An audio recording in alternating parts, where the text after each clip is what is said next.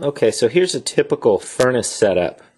On the right side here, you've got the intake. This brings the air from the house back into the unit. It passes through, in this case, an electronic air cleaner. That's kind of an option.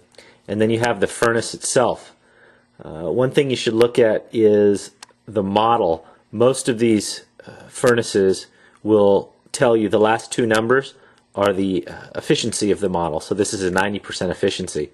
If you don't see those numbers, a dead giveaway of the efficiency or of a high efficiency furnace is if the exhaust tube is a solid PVC pipe.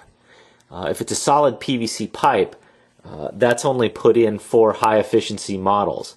If it's a two-wall metal pipe, odds are it's an 80% or lower efficiency furnace. Another thing to look at is the ducting. The ducting are all the tubes that come in and out of the furnace, and what you want to look at is, are they wrapped in a white coating that kind of looks like a plaster of Paris cast.